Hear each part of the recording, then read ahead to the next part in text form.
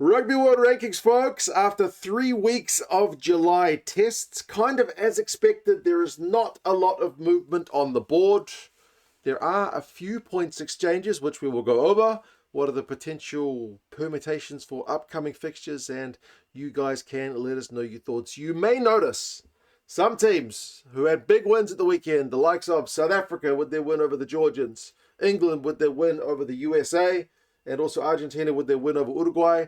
Their points have not changed. The teams who I've written in blue, if you can make it out, there's no points change for them. Why is there no points change? We say it every time we do the rankings, but we will say it again. If the gap between you and the team you beat is too high, you cannot take any points over them, off them.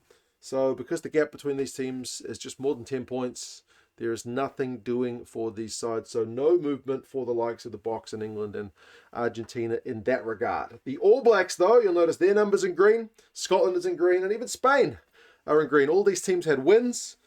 The All Blacks didn't take much off the French because they're at home. So you get kind of scored at a slightly higher level when you're at home, which means the gap between them and France was a little bit more exaggerated. So only 0.34. But New Zealand are up into the 92s, which means closing that gap down on the Box. There is potential for the All Blacks to pass the Box once we head into the Rugby Championship, because South Africa are still in that boat of not being able to take points from their first opponent. Look, the gap between them and the Wallabies is more than 10, and the Box will be at home, so they'll actually be scored at 94 because you get +2 at home. So the Box, even if they beat the Wallabies in their first two matches, will be taking a whole lot of nothing. But the All Blacks would still have to get wins over in Argentina. That's for way down the road. I just want to let you know that's where things are at. The French have lost some points with the loss to the All Blacks. The Irish not in action. And then the Wallabies. You may be asking, wait, the Wallabies lost to the Lions. Well, let's say it again. The Lions aren't on the board. You can only take points from teams who are on the world rankings. It's points exchange. So the Wallabies, despite their loss, lose nothing in world rankings terms. The Scots, I should mention, I forgot to mention, beat Samoa at Eden Park. So a historic win for the Scottish lads to win at a venue that not many away teams get to win at.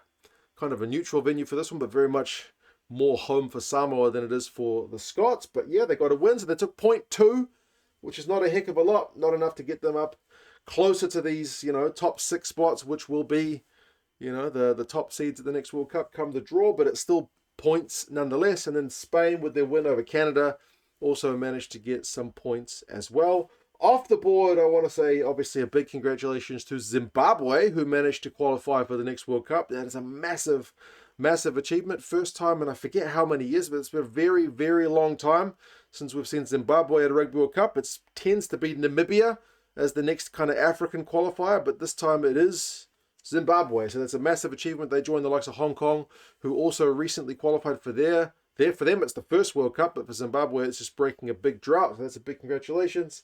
And off this board, obviously big congratulations to the Baby Box, the under-20s team who won the under-20s championship over the Baby Blacks. I've only seen the highlights of that one. Bloody cards, eh? What is it with South Africa against New Zealand when we get flipping red cards?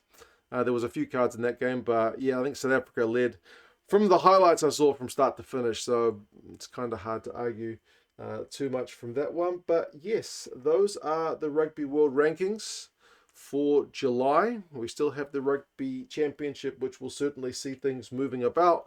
We still have Lions tests, as I mentioned, which will not see things moving about.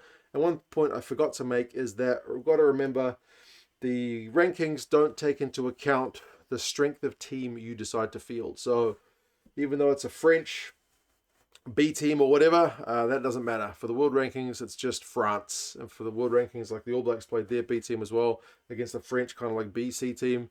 It's just the All Blacks against France for the world rankings. I would say right now, this is just me speculating, teams like South Africa, New Zealand, Ireland probably don't care that much about the world rankings.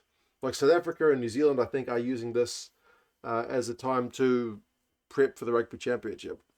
I don't think they are too fussed. Personally, this is again just 100% personal opinion. I think they would rather, like Russie in the number 1 spot, I think is probably more worried about building depth, getting cohesion and prepping for the Rugby Championship than getting maximum points out of the Rugby World Rankings. That's why, they wouldn't mind having games against Portugal and Portugal against Georgia and Italy.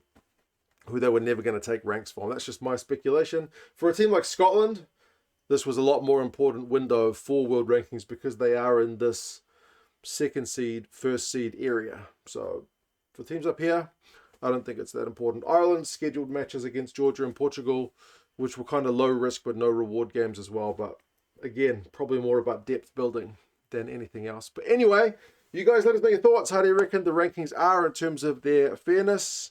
We still have some upcoming matches between the Wallabies and Lions to come. Some squads to be named for the Rugby Championship and whatnot. But you guys let us know your thoughts. Take care. Subscribe to the channel if you haven't done so already. And I'll talk to you guys again soon. See you later.